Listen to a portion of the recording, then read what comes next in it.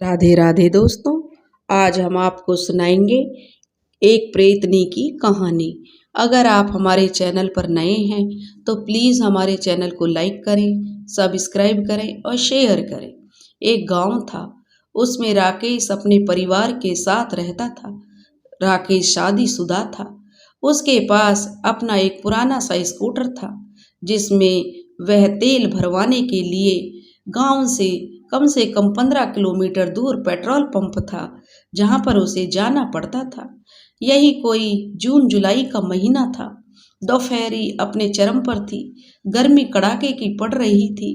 वह अपने स्कूटर में तेल भराने के लिए जो पेट्रोल पंप पर गया हुआ था और वहां से तेल भराकर अपने खटारा से स्कूटर से अपने घर लौट रहा था। अभी उसका घर यही कोई 12-14 किलोमीटर दूर था। बीच में दो छोटे छोटे गांव पड़ते थे और एक नाला था, और सड़क के दोनों ओर बहुत घना जंगल फैला हुआ था। वह नाला, जिसे लोग गहरा नाला कहते थे, क्योंकि उसके दोनों तरफ लंबे घुमावदार घाट थे। और पुल के पास पहुंचते ही जो राकेश चौंक गया। एक सुंदर जवान औरत उस पुल के ऊपर खड़ी थी। उसके पास साग सब्जी वाली बड़ी सी टोकरी रखी थी। राकेश के चौंकने का मतलब उसका पहनावा था। वह हल्की नीली रंग की साड़ी पहने हुए थी। उसके बदन पर सोने चांदी के जेवर लदे हुए थे। वह अपने पहरावे ओढ़ावे से तो बिल्कुल भी सब्जी बेचने वाली नहीं लग रही थी। उसके करीब पहुंचते पहुंचते जो राकेश का स्कूटर एकदम से बंद हो गया, तो वह औरत धीरे से हंसी। उसकी हंसी से जो राकेश थोड़ा रोमांचित सा हो उठा। वह उससे जो थोड़ी दूर था, 5-6 फुट की दूरी पर था। उसका स्कूटर अपना वह स्टार्ट करने लगा, लेकिन उसे अपनी पीठ पर उस औरत की निगाहें चुभती सी महसूस हो रही थी। वह औरत बोली, कहाँ जाओगे बाबू? वह थोड़ी दूर थी, लेकिन उसकी आवाज़ बहुत दूर से आती हुई महसूस हुई। उसने कहा कि मैं फलेसर जाऊंगा। तो वह बोली, अच्छा, मुझे भी मीना बाजार जाना है। तो अगर अच्छा हो तो मुझे बाजार छोड़ देना, क्योंकि उधर की सभी बसें निकल गई हैं। अब मैं क्या करूंगी, यहाँ पर अकेली हूँ। उसने कहा कि जो राकेश हंसने लगा। वह सोचने लगा, यह खटारा सा स्कूटर मुझे ही नहीं खींच पाता तो दो लोगों को कैसे ढोएगा। ऊपर से इतनी बड़ी टोकरी देखकर वह चुप हो गया। तब वह औरत कहने लगी, कोशिश करोगे तो हो जाएगा, तुम मुझे बाजार छोड़ देना। ऐसे क्यों सोच में पड़ गए हो? तब वह कहने लगा उस औरत से कि तुम कौन से गांव में रहती हो? तो वह औरत कहने लगी, मेरा घर यहीं है, वह देखो उधर। उसने हाथ से दाईं ओर इशारा किया। पुल से करीब 150 फीट दूर नीचे की तरफ नाले में एक पक्का मकान था। उसकी नीचे वाली सीढ़ी नाले के पानी को छू रही थी। राकेश याद करने लगा कि पिछले रविवार को तो जब मैं पेट्रोल पंप पर आया था तो यहाँ कोई मकान नहीं था। 5-6 दिनों में इतने बड़ा मकान कैसे बन गया, और वह भी इतने बेढब स्थान पर? यह कैसे संभव हो सकता है? राकेश सोच ही रहा था तो वह औरत फिर बोली, क्या सोचने लगे बाबू? वह बिल्कुल राकेश के पास आ गई थी। राकेश कहने लगा, राकेश कुछ कहता उससे पहले ही वह बुरी तरह से चीख पड़ी। राकेश ने तुरंत पलट कर देखा, और वह जो बहुत ही गुस्से में उसके स्कूटर को घूर रही थी, साथ ही अपने दाएं हाथ मुंह से फूंक मार रही थी हाथ पर, मानो किसी गर्म चीज से जल गई हो। जय बजरंगबली। राकेश ने हनुमान जी का नारा लगाते हुए जोर से पैडल को, जो स्कूटर था उसको स्टार्ट किया, तो उसके जो स्कूटर था स्टार्ट हो गया। वह कुछ और पीछे हट गई। राकेश ने उससे पूछा, क्या हुआ? तब वह कहने लगी राकेश से कि तुम्हारी गाड़ी में तो कांटे लगे हैं, मैं नहीं बैठ सकती, तुम जाओ। और वह विचित्र सी नजरों से राकेश को घूरने लगी।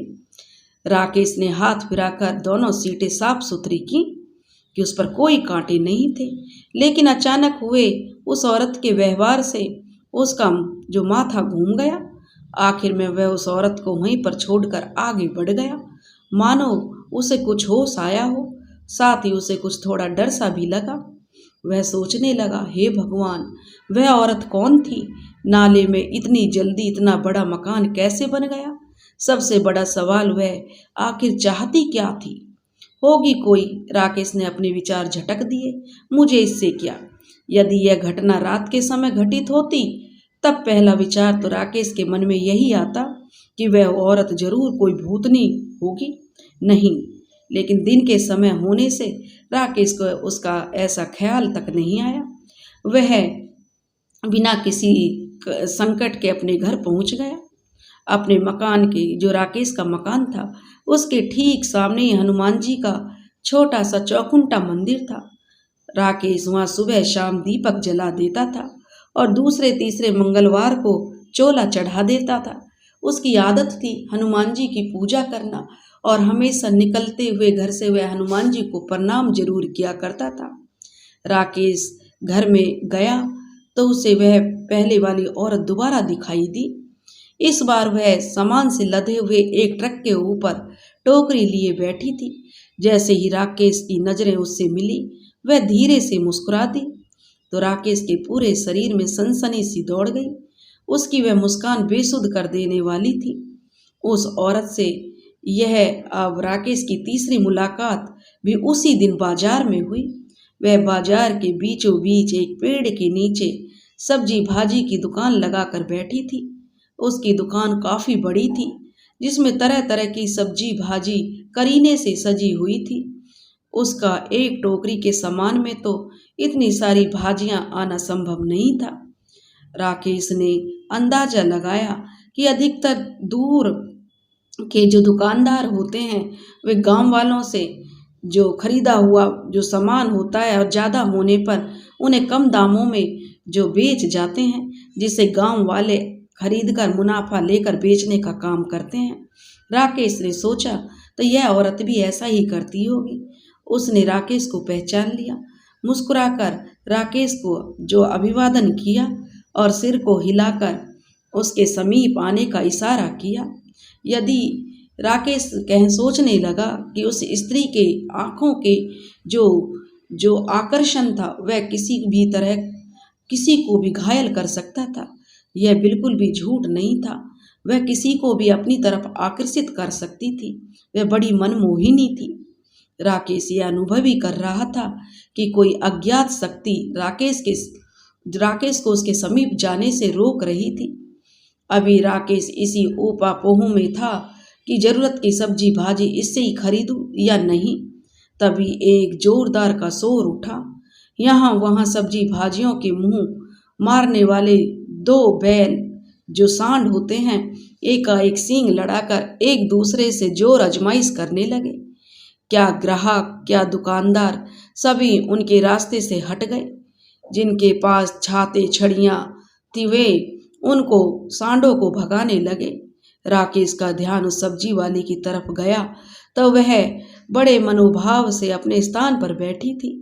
उसने स्वयं को या अपने सामान को बचाने का कोई प्रयास नहीं किया। दोनों सांड लड़ते हुए जैसे ही उसकी दुकान के पास पहुंचे, दोनों ने लड़ना छोड़कर हाँफने लगे और कुछ देर में शांत होकर इधर उधर जाने लगे। बाजार में लोगों ने भी चैन की सांस ली। यह देखकर राकेश आश्चर्यचकित था कि उस मनमोहिनी औरत की दुकान पर एक भी ग्राहक नहीं ठहर रहा था देखने के लिए भी, जबकि आजू बाजू की दुकानों पर ग्राहकों की भीड़ थी। क्या यह उसकी दुकान अदृश्य थी, जो राकेश के अलावा किसी को दिखाई नहीं दे रही थी? लेकिन ऐसा कैसे हो सकता है? राकेश उसकी दुकान पर जाता, सोचने लगा कि चलो इसी से सब्जी खरीद लेता हूँ। इस पर भीड़ भी नहीं है और सब्जियां भी पूरी ताजा दिखाई दे रही थी। वह उसकी दुकान की तरफ मुड़ा, तभी किसी ने उसे पुकारा। राकेश ने देखा कि एक साधु बाबा उसकी पीठ के पीछे खड़े थे। उनकी घनी सफेद दाढ़ी थी, मूछें थीं, सिर पर जटाजूट और मस्तक पर वैष्णव तिलक लगा हुआ था। उनके कंधे पर राम नाम का दुपट्टा था। दाएं हाथ में एक कमंडल था, बाएं हाथ में एक मोटी सी छड़ी थी। राकेश ने उन्हें प्रणाम किया। उन्होंने कहा, बच्चा तेरा कल्याण हो, राम जी तेरी रक्षा करेंगे, तेरे बाल बच्चों की रक्षा करेंगे। बेटा तू मुझे आम दिला दे, बहुत दिनों से आम खाने की इच्छा है।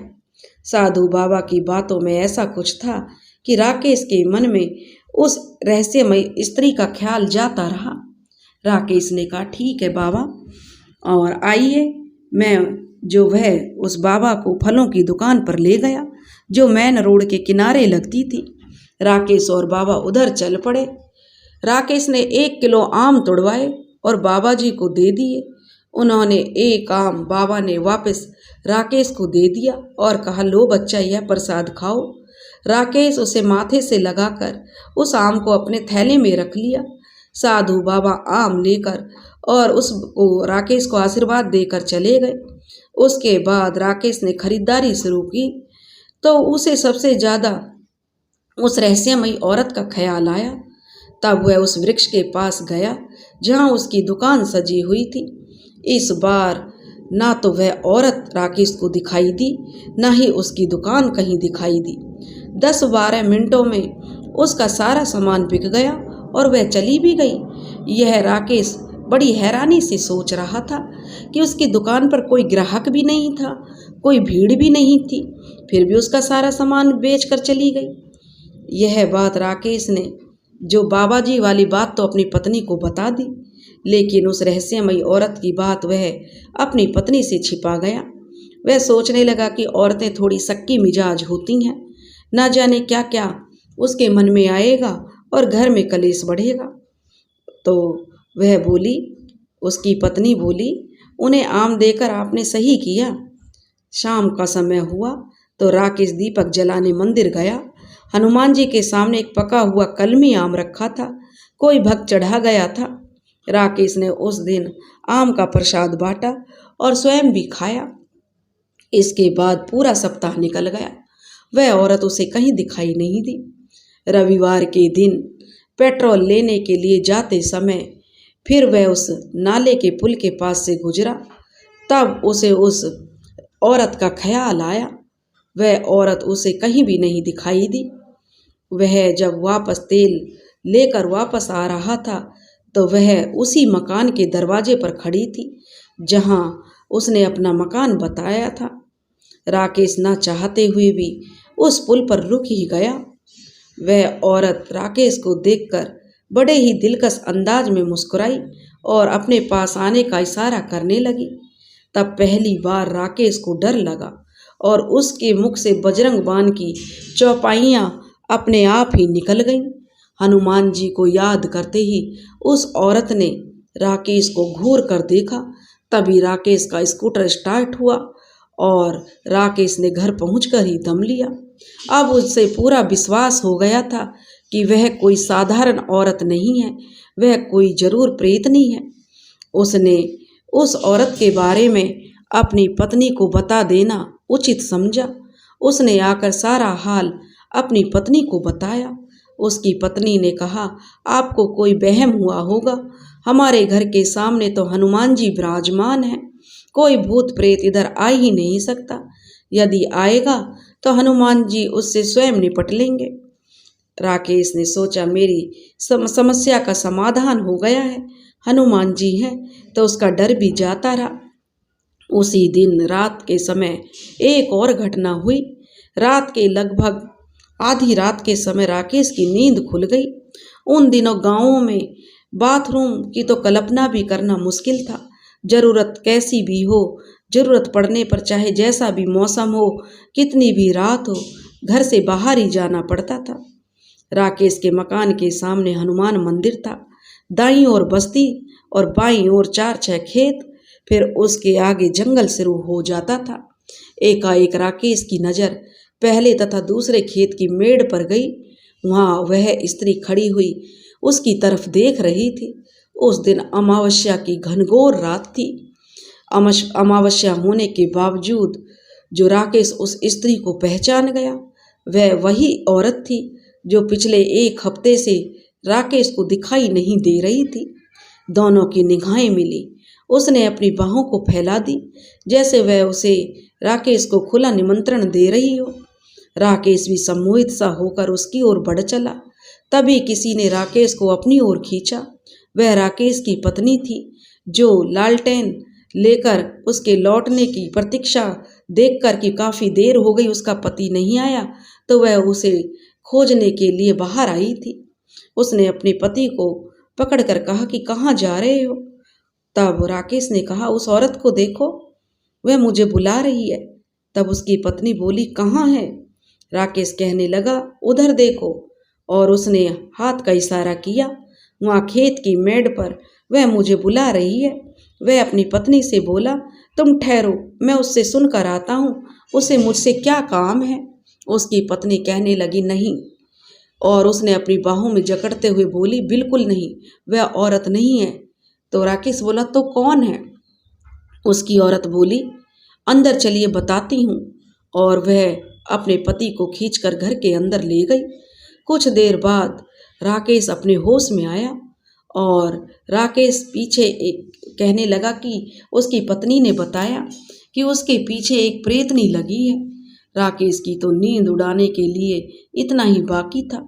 दोनों पति पत्नी ने पूरी रात आंखों में बिताई। सुबह दीपक जलाने के बाद हनुमान जी को राकेश ने अपना पूरा हाल बताया कि किस प्रकार से एक अज्ञात स्त्री, पता नहीं वह जीवित है या प्रेत आत्मा है, मुझे परेशान कर रही है और अब मैं आपकी शरण में हूँ। और उसने हनुमान जी की पूजा की, हनुमान चालीसा बजरंग बाण का पाठ किया। हनुमान जी को सारा हाल कह देने पर राकेश का मन हल्का हुआ। मंगलवार को शुक्ल पक्ष की द्वितीया थी। उस रात राकेश ने हनुमान जी को चोला चढ़ाया, रोट का भोग लगाया।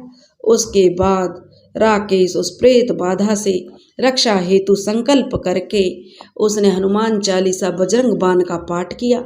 हनुमान जी की ऐसी कृपा हुई कि वह औरत उसे दोबारा कभी नहीं दिखी और ना ही उसे उसका मकान ही कभी दिखाई दिया। और यह जो राकेश था वह अब काफ़ी बूढ़ा हो चला था।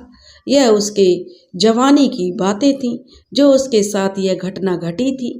यह घटना मात्र एक स्वप्न बनकर याद रह गई थी, जिस घटना को वह बड़े चटकारे लेकर अपने गांव वालों और बच्चों को सुनाता था। दोस्तों, अगर आपको हमारी कहानी पसंद आई हो तो प्लीज़ हमारे चैनल को लाइक करें, सब्सक्राइब करें और शेयर करें। राधे राधे।